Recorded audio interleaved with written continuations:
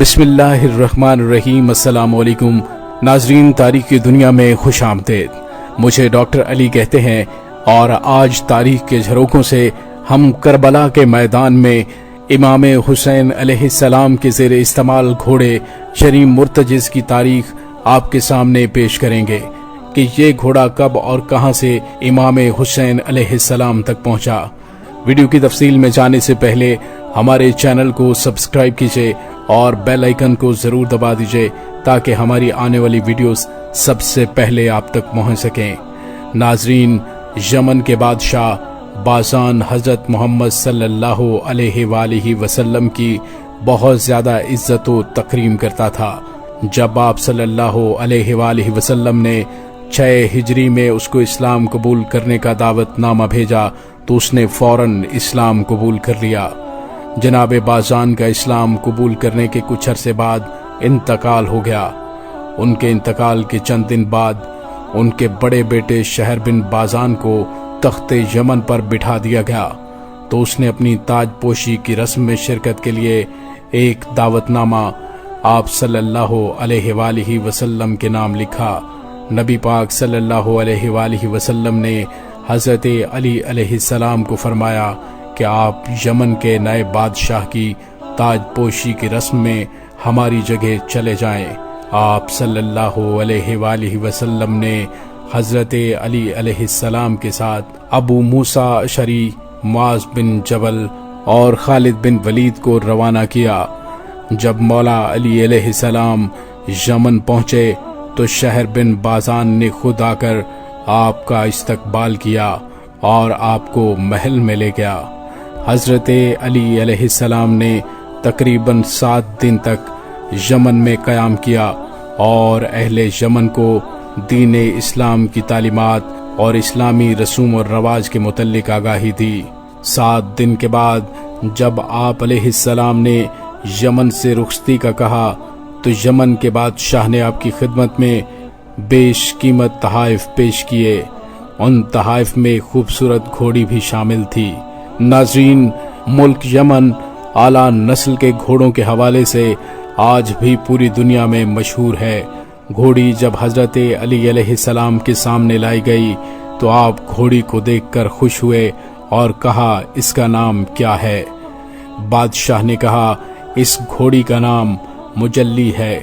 حضرت علی علیہ السلام نے فرمایا میں اس گھوڑی کی پہلے چال ڈھال دیکھنا چاہتا ہوں۔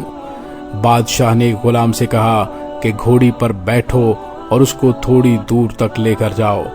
جب غلام گھوڑی پر بیٹھا تو گھوڑی چند قدم چلتی، ہنکناتی اور بار بار پیچھے کی جانب دیکھنے لگتی۔ حضرت علی علیہ السلام نے بادشاہ یمن سے کہا کہ چال اور بار بار پیچھے دیکھنے سے ایسے لگتا ہے اس کا کوئی بچہ پیچھے رہ گیا ہے۔ بادشاہ نے کہا جی حضور، اس کا ایک بچہ بھی ہے۔ آپ علیہ السلام نے فرمایا تم نے اس کا بچہ کیوں نہیں ساتھ دیا؟ تو بادشاہ نے کہا حضور، اس کا بچہ بہت بیمار ہے، اس لیے آپ کی خدمت میں حاضر نہیں کیا گیا۔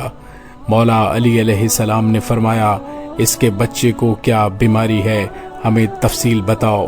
بادشاہ نے کہا حضور والا، ہمیں بیماری سے متعلق کچھ معلوم نہیں ہے، لیکن اس بچے کی عادات بہت ہی عجیب و غریب ہیں۔ جس دن یہ پیدا ہوا تھا تو اس نے 3 دن تک دودھ نہیں پیا تھا اور اکثر اس کی آنکھوں سے آنسو برستے رہتے ہیں۔ ہمارے شہر سے باہر ایک ریت کا ٹیلہ ہے، اکثر یہ گھوڑی کا بچہ زوال آفتاب کے وقت سخت گرمی میں جب تیز لو چل رہی ہوتی ہے تو شہر چھوڑ دیتا ہے اور اس ٹیلے پر چلا جاتا ہے۔ پہلے زمین پر گھٹنے ٹیکتا ہے، پھر دائیں اور بائیں پہلو لیٹ کر سو جاتا ہے، پھر کچھ دیر بعد اٹھ کر مدینے کی طرف منہ کر کے 3 مرتبہ ہنکناتا ہے اور دوڑ کر شہر کی جانب آ جاتا ہے۔ شہنشاہ یمن جب یہ تفصیل بتا رہے تھے تو مولا علی علیہ السلام مسلسل روتے رہے۔ آپ نے فرمایا مجھے اس بچے کے پاس لے چلو۔ تو شہنشاہ یمن نے کہا حضور، وہ گھوڑی کا بچہ ابھی بھی اس ٹیلے پر ہوگا۔ مولا علی علیہ السلام جب اس شہر سے باہر نکلے تو اس ٹیلے کی جانب دیکھا تو تو وہ گھوڑی کا بچہ دائیں جانب لیٹا ہوا تھا۔ آپ جب اس بچے کے قریب پہنچے تو اس نے آپ علیہ السلام کی مہک محسوس کر لی اور دوڑ کر آپ کے قریب آپ کے قدموں میں بیٹھ گیا۔ آپ نے اس کے گلے میں باہیں ڈالیں اور کافی دیر تک گریہ زاری کرتے رہے۔ حضرت علی علیہ السلام نے گھوڑی کے بچے سے کہا، تم نے ابھی سے یہ عادتیں سیکھنا شروع کر دی ہیں، ابھی تو وہ وقت بہت دور ہے۔ پھر وہ بچہ بھی رونے لگا۔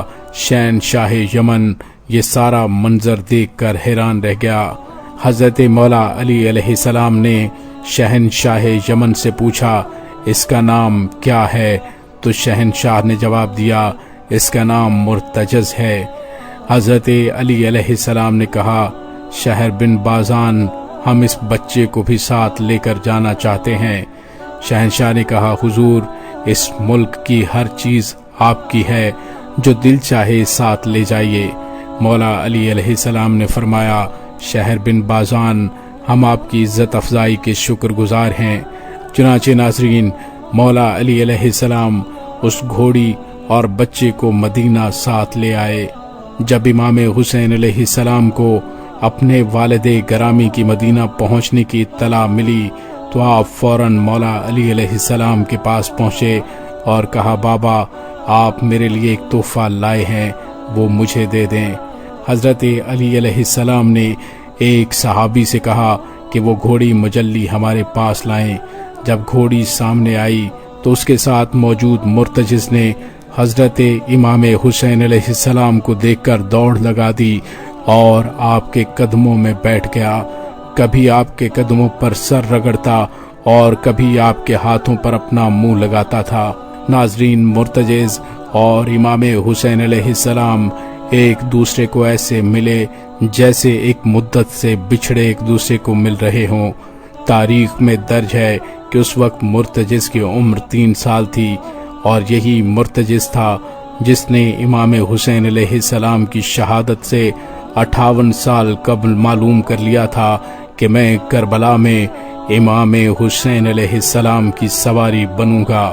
پھر جب کربلا کا واقعہ پیش آیا اور اس میں مرتجز نے امام حسین علیہ السلام سے جو وفاداری کی، اس نے ہمیشہ کے لیے مرتجز کو تاریخ میں امر کر دیا۔